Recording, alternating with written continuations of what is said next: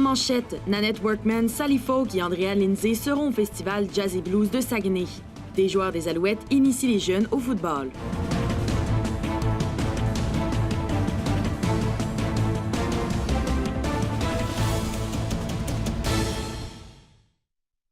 Bonjour mesdames, messieurs et bienvenue à ce web journal du jeudi 22 mars 2018. Une perquisition de stupéfiants a eu lieu en début d'après-midi à Dolbeau-Mistassini devant l'école primaire Sainte-Thérèse à l'angle de la 3e avenue et des Cèdres. 4 véhicules de la Sûreté du Québec étaient sur place et les policiers étaient accompagnés du service judiciaire. Bruno Bouchard fait face à 5 chefs d'accusation dont méfaits, possession d'armes et possession de drogue. L'homme a comparu ce matin au palais de justice de Chicoutimi. On rappelle qu'il a tenu les policiers en haleine toute la nuit de mardi à mercredi, soit pendant plus de 15 heures alors qu'il s'était barricadé dans son domicile sur la rue Saint-Dominique. Nanette Workman, Sally Folk et Andrea Lindsay seront de la 23e édition du Festival Jazz et Blues de Saguenay du 17 au 21 avril. Les organisateurs ont redoublé d'efforts pour proposer une programmation qui surpasse celle des années antérieures. Voici le reportage de ma collègue Marie-Ève Trottier. Un large éventail d'artistes nationaux et internationaux auront l'occasion de convaincre les festivaliers que le jazz et blues est encore bien vivant en 2018. Le Dôme La Capitale, installé sur la rue Racine, tout près de la cathédrale, accueillera d'importants spectacles durant la durée du festival. 3 nouveaux lieux de diffusion seront également ajoutés à la liste. Le caveau, le restaurant La Cuisine ainsi que l'Érudit Café. Cette année, de nombreux spectacles gratuits seront proposés. Près de 15 % de ceux-ci seront offerts à moins de 30 $. Pour les étudiants, 100 billets gratuits seront également distribués. Pour une 23e année consécutive, l'arrivée du printemps au Saguenay sera saluée par un torrent de notes bleues qui va déferler avec la nouvelle édition du Festival Jazz et Blues. Et dans un esprit jubilatoire, la manifestation propose encore une fois une programmation riche et variée. L'équipe de programmation a ce souci-là, non seulement d'y aller avec des valeurs sûres, mais aussi de proposer des groupes dont on n'a pas beaucoup entendu parler et de les voir revenir d'une fois à l'autre, dire « Ah, tu vois, Jack Broadbent, bluesman extraordinaire, guitariste virtuose. » Le gouvernement du Québec octroie pour sa part une subvention de 26 000 $ pour soutenir le festival. Le de jazz et blues battra au rythme de la musique qu'on y entendra. Les dizaines de spectacles gratuits s'y produiront, transformeront ce lieu intime en zone festive et chaleureuse au centre du site du festival. C'est donc une formule renouvelée du Festival Jazz et Blues de Saguenay qui animera les rues de la ville dans quelques semaines. C'était Marie-Ève Trottier pour ATM Nouvelles, Saguenay. La classe des 18-39 ans représentera le tiers des électeurs aux prochaines élections québécoises. C'est pourquoi le directeur général des élections, Pierre Reid, affirme qu'il faut solliciter davantage la participation des jeunes à la vie politique. Mon collègue Vincent Lanois s'est entretenu avec lui cet après-midi. Monsieur Reid, bonjour. Bonjour. Donc, aux élections de 2014, seulement 55 % des 18-34 ans ont voté ici au Saguenay, alors que le taux de participation au Québec était de 71 %. Donc là, pour les prochaines élections, vous êtes donné comme mandat d'améliorer cette statistique. Oui, et je pense que, parce que c'est une situation que je trouve préoccupante. Le vote des jeunes, 55 % dans le Saguenay-Lac-Saint-Jean, mais vous savez, il y a d'autres régions au Québec où le taux est encore plus faible. On parle des 18-34, mais on sait que les 18-24, le taux de participation est encore plus jeune. Donc, c'est vraiment une préoccupation pour nous de voir, dans le fond, rencontrer des jeunes et les sensibiliser à l'importance d'aller voter. Et justement, aux prochaines élections, 320 000 jeunes vont pouvoir voter pour leur première fois. À quel point le premier vote est important? En fait, il y a des études qui démontrent que le jeune, dès la première occasion qu'il a d'aller voter, il garde, dans le fond, l'habitude d'aller voter aux élections subséquentes. Donc, de là, l'importance de poser ce premier geste et que pour nos 350 000 jeunes qui auront cette première occasion, il faut que le plus grand nombre aille voter l'automne prochain. Également, aux prochaines élections, vous voulez initier les enfants à l'exercice démocratique. Comment est-ce que vous allez vous y prendre pour ça? Oui, en fait, dans chacune des circonscriptions électorales au Québec, pour l'automne, les jeunes, donc primaires, secondaires, auront la chance d'aller voter avec leurs parents. Donc, il y aura une question qui sera adaptée à leur réalité Et donc, ils sont invités à aller voter, comme leurs parents. Donc, ils accompagneront leurs parents, ou des fois, la blague, je dis, c'est peut-être les parents qui accompagneront les enfants pour aller voter. Justement, là, la question, ça va ressembler à quoi? Est-ce que vous avez un exemple d'un peu sur quoi ça pourrait toucher, juste pour qu'on puisse En fait, visualiser un peu? la question n'est pas encore déterminée, mais c'est une question qui va tourner peut-être autour de la démocratie, dans le fond. Une question, dans le fond, un peu citoyenne, pour lesquelles un enfant, soit du primaire ou du début secondaire, est en mesure de répondre. Également, M. Reid, au niveau secondaire ou primaire, un cours de citoyenneté, est-ce que ça serait important à implanter? Moi, je le crois, parce qu'après avoir constaté, à la suite des différentes rencontres que j'ai depuis presque 3 ans, un peu partout au Québec, les jeunes déplorent l'absence là, de cours, soit la citoyenneté ou un cours d'éducation civique. On me disait, dans certains cas, c'est l'initiative d'un professeur au début du cours de prendre quelques minutes pour expliquer soit de l'actualité. Et je pense que, parce que je l'entends souvent, on a 18 ans, on a le droit de vote, mais qu'est-ce qu'on fait avec ça? Il y a vraiment ça manque.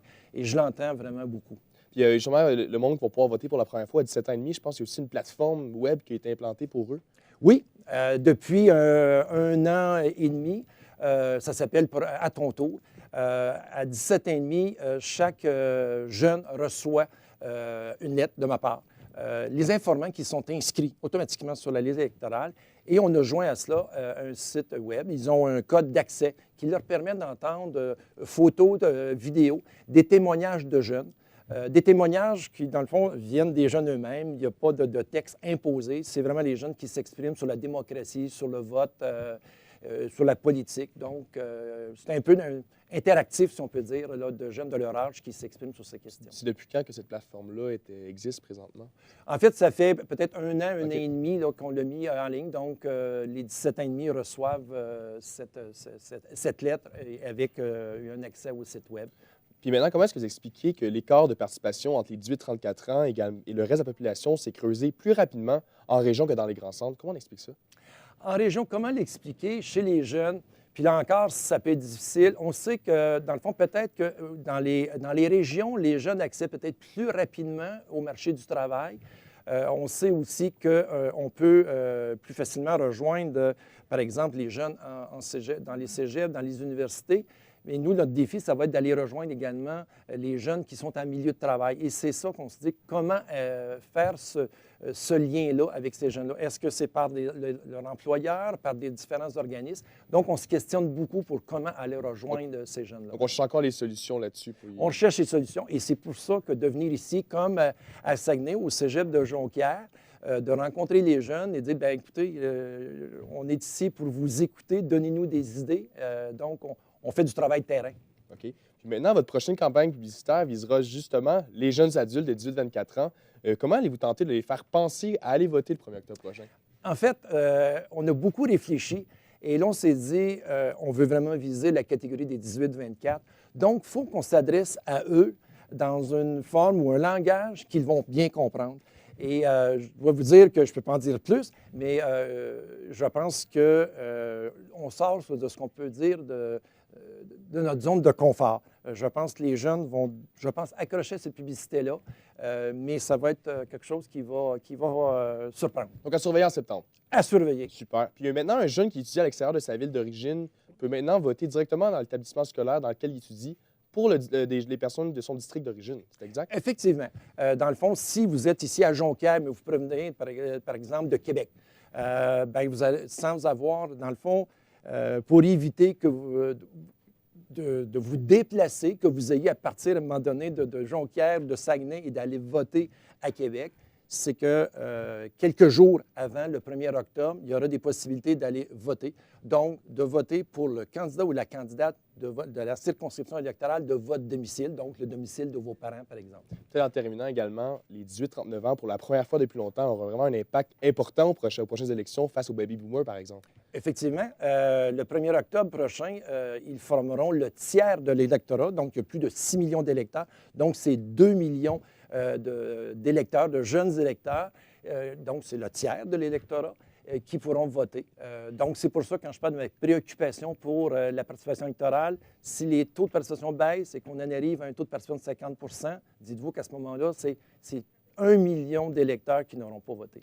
Merci beaucoup, M. Reid. Donc, je m'entraînais avec Pierre Reid, directeur général des élections du Québec. Merci d'être venu nous voir. Mais ça me fait plaisir et merci à vous. Merci. Le fondateur de Facebook, Mark Zuckerberg, a présenté hier soir ses excuses aux utilisateurs pour avoir récolté leurs informations de façon inappropriée. Il a reconnu que les informations auraient dû être protégées davantage. En 2014, les données de plus de 30 millions d'Américains ont été collectées à leur insu pour mieux cibler des messages électoraux de certains politiciens. Facebook accuse la firme Cambridge Analytica, anciennement codirigée par Stephen Bannon, le directeur exécutif de la campagne présidentielle de Donald Trump. La ville de Saguenay a mandaté son service juridique afin d'obtenir un permis de démolition pour l'église de Saint-Joachim dans l'arrondissement de Chicoutimi. Louis Moisan avait acheté le bâtiment en 2009, mais son projet de salle de spectacle est tombé à l'eau. Le bâtiment a été remis en vente en 2015 et l'est toujours.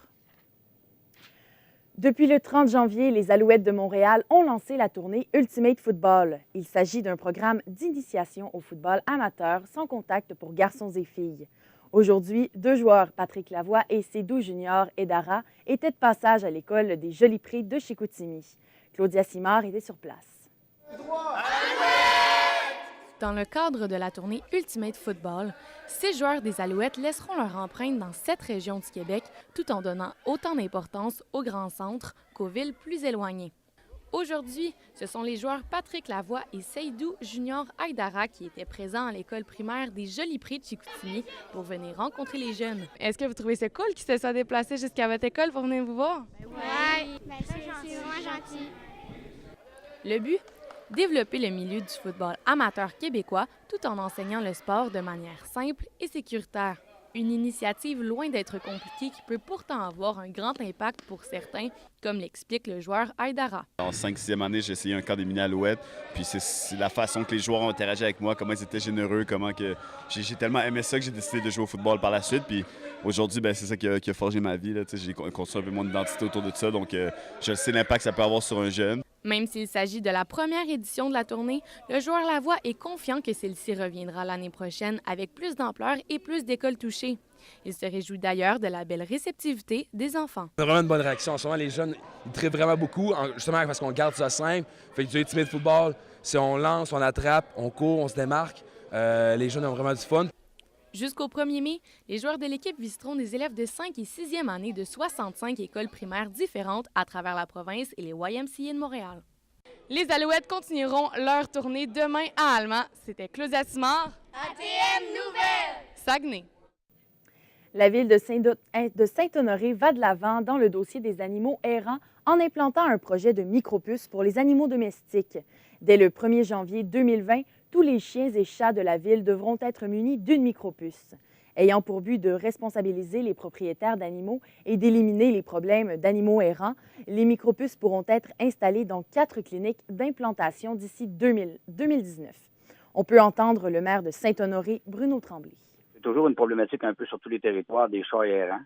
Puis pour prendre un meilleur contrôle, pour avoir un meilleur contrôle aussi là, de nos animaux sur le territoire, en micro-poussant comme ça, s'il y a un chien ou un chat qui est errant, écoute, ils vont appeler la ville avec nous, on a un petit détecteur qu'on va aller voir si l'animal est micro-poussé, alors on va avoir l'adresse et le nom du propriétaire de l'animal, alors on va pouvoir aller lui reporter chez lui. Les licences pour chiens avaient été retirées pour des problèmes de logistique. On l'écoute à nouveau. En 2017, on a éliminé la licence parce que c'était le problème d'aller collecter le montant de la licence chez le citoyen. Alors là, on avait mis 5 $ sur le compte de taxes de toutes les résidences à Saint-Honoré. Fait qu'avec ce 5 $-là, c'est pour la gestion des animaux. Alors, ça sert en partie à financer là. Le candidat à l'élection partielle dans Chicoutimi-le-Fjord, Richard Martel, ainsi que le député conservateur Stephen Blaney, pressent le gouvernement fédéral d'entamer les travaux sur 4 brise-glaces au chantier maritime de la Davie. Cette initiative permettrait de protéger l'économie régionale en assurant aux usines de Rio Tinto un approvisionnement pendant la saison hivernale. Les entreprises d'économie sociale allient développement économique et développement social. Malgré les préjugés, de plus en plus d'entreprises optent pour ce type de gestion. Au Saguenay-Lac-Saint-Jean, le Café Cambio et la coopérative Solidarité du lac Kenogami représentent des modèles de prospérité et d'entraide entre les citoyens. Voici le reportage de Simone Pilote. La coopérative de solidarité du lac Kenogami est née en 2011 afin d'offrir à ses résidents des services de base. L'ancien dépanneur avait précédemment fermé ses portes et les résidents devaient se déplacer jusqu'à Jonquière pour avoir accès à ce type de commerce. Tout comme la coopérative, les entreprises d'économie sociale ont pour objectif de répondre à un besoin de la population.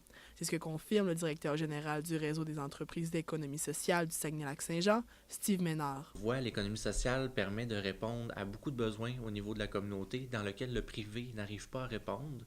Et on peut même aller plus loin en disant que nous, comme au Saguenay-Lac-Saint-Jean, on a plusieurs petites municipalités. Ce qui arrive, c'est que souvent, les gens, ils perdent leur service parce que le dépanneur du coin ferme, parce qu'il n'y a pas de relève, perdent leur station d'essence et tout ça. Et puis, souvent, il y a une mobilisation citoyenne qui se fait et c'est des projets qui vont naître pour que les gens puissent demeurer dans leur milieu. En plus d'être un dépanneur, la coopérative agit à titre d'épicerie, d'une SAQ, de bistrot, de lieux de rencontre et plusieurs autres. Elle regroupe plus de 23 compagnies locales dans son établissement, et ce, dans le principal objectif de répondre aux demandes de la population du secteur, affirme la directrice générale de la coop, France Morin. Il faut juste développer les projets. La coopérative, d'ailleurs, c'est à ça qu'elle sert. C'est la mission de l'entreprise, c'est de développer des services de proximité. Donc, les services, ça peut être... C'est exponentiel, ça peut devenir... plein d'affaires. Le Café Cambio a ouvert ses portes il y a de cela 15 ans, en plein cœur du centre-ville de Chicoutimi. Cette coopérative de travail se fait comme un lieu de rencontre et de découverte. Tous les employés sont membres et font partie intégrante du pouvoir décisionnel. La coordonnatrice générale Geneviève Demers explique le fonctionnement du café. Puis à partir du moment où ils sont membres, ils font comme partie du pouvoir décisionnel de l'entreprise parce que dans le fond, c'est l'Assemblée générale qui a lieu une fois par année. C'est durant cette assemblée-là, en fait, on décide un peu la vision de l'entreprise pour la prochaine année. Qu'est-ce qu'on va faire? Ça va être quoi nos priorités? Comment on va gérer, puis vers quoi on s'en va. Puis ensuite, tout au long de l'année, c'est le conseil d'administration qui a été élu durant cette assemblée-là qui va s'arranger, qui va se concentrer à appliquer en opération, dans le fond. Ces décisions-là qui auront été prises par l'Assemblée générale. Les profits générés par l'entreprise d'économie sociale sont réinvestis par la suite dans celle-ci. Elle vise donc un enrichissement collectif. Le Saguenay-Lac-Saint-Jean est l'une des régions où il y a le plus d'entreprises d'économie sociale. C'est 450 entreprises qui regroupent plus de 7000 employés et génèrent 300 millions en retombées économiques. Du 26 au 29 mars prochain se tiendra un événement ici au Cégep de Jonquière afin de faire découvrir l'entrepreneuriat social. 3 thèmes principaux y seront abordés, soit le développement durable, l'économie sociale et la justice sociale. Une occasion en or afin de découvrir ce nouveau type de gestion qui est déjà fort populaire ici au Saguenay-Lac-Saint-Jean. Simone Pilote, ATM Nouvelles, Saguenay. Les jurés au procès de Steve Marquis ont demandé à réécouter les témoignages et les contre-interrogatoires de la victime, de sa mère et de l'accusé. Ils sont séquestrés depuis mercredi matin et le resteront jusqu'à ce qu'une décision unanime soit rendue. Il s'agit de la 8e journée du procès de Steve Marquis, qui est notamment accusé de voies de fait causant des lésions et de voies de fait armées sur sa femme. Le défi des recrues est de retour au Centre de formation professionnelle de Jonquière. Du 27 au 29 mars, plus de 1000 élèves des écoles primaires et secondaires de la commission scolaire de la Jonquière relèveront des défis pour démystifier les métiers de la formation professionnelle. Décoration intérieure, boucherie, secrétariat et plomberie sont quelques-uns des domaines qui seront explorés lors de cette 4e édition. Les Saguenayens de Chicoutimi amorceront leurs séries éliminatoires demain contre la 2e équipe au classement général, le Titan d'Acadie Bathurst. Les 2 premiers matchs seront dans les Maritimes. Du même coup, la troupe de Yannick Jean retrouvera 2 de ses anciens joueurs, soit l'ancien capitaine Olivier Galipeau et l'attaquant russe German Rubtsov, tous 2 échangés lors du calendrier régulier. Le programme Arts et technologies des médias du Cégep de Jonquière prépare une exposition permanente entre les murs de son pavillon Joseph-Angers. Cette installation permettra aux visiteurs de se balader dans les 50 ans d'histoire du département. Ma collègue Gabrielle Paul s'est entretenue avec l'enseignante en publicité qui coordonne le projet, Audrey Tremblay. Bonjour, Audrey Tremblay. Oui, bonjour. Une exposition permanente prend actuellement forme dans les corridors du pavillon Joseph-Angers au Cégep de Jonquière qui abrite ATM. Dans quel cadre cette exposition-là est-elle prévue? En fait, c'est pour souligner les 50 ans du cégep, d'ATM, qui est en parallèle avec le cégep de Jonquière. Donc, on sait qu'ATM fêtait ses 50 ans à partir de cet automne, donc en 2017 et 2018. Ça fait 50 ans qu'ATM, le programme ATM existait. Bien sûr, pas sur la forme qu'on le connaît aujourd'hui, mais sous un autre modèle. Là, mais c'est quand même il y a 50 ans que ça prenait forme. Là. Donc, on voulait souligner, montrer aux jeunes aussi quels genre d'outils on utilisait à l'époque et tout ça. Là. Donc, en quoi consiste l'exposition plus précisément? Vous parlez d'objets des premiers débuts d'ATM. Oui. En fait, on fait l'histoire, on marque l'histoire là, des premiers fondateurs avec les pères Oblats, vraiment au début là, du cégep, quand la technique de communication a été fondée. Et on trace toute l'histoire jusqu'à aujourd'hui. Sous les différents modèles, différentes appellations. Et aussi, on incorpore beaucoup d'artefacts, donc les outils qu'on utilisait à l'époque, les fameuses machines à écrire, les anciennes caméras et tout, là, tout ce qu'on utilisait à ce moment-là. Donc, les logos aussi, j'imagine, qui ont évolué avec le temps, comme on peut voir derrière nous présentement. Oui. Et on voit les travaux évoluer depuis quelques semaines. Pourquoi cette installation-là est-elle nécessaire à l'exposition? En fait, c'est que, comme on disait, c'est une exposition qui va être permanente. Donc, c'est sûr qu'on prend toutes les précautions pour qu'elle puisse durer dans le temps. Ce qu'on veut, c'est que toutes les générations qui vont venir puissent la consulter. Puis aussi, on veut qu'elle évolue aussi, là. Donc, puis comme on veut garder nos artefacts en bonne santé, si on peut le dire, là, il y a beaucoup de précautions à prendre. Donc, on doit tout en mettre du verre trempé autour, donc pour que ça soit protégé, parce que les gens vont pouvoir la consulter. Il va y avoir de la documentation audiovisuelle aussi, donc de l'imprimer, toutes sortes de supports qui vont être installés, là. Donc, il faut prendre quand même beaucoup de précautions, là, que ce soit bien, puis que ça perdure dans le temps aussi, là.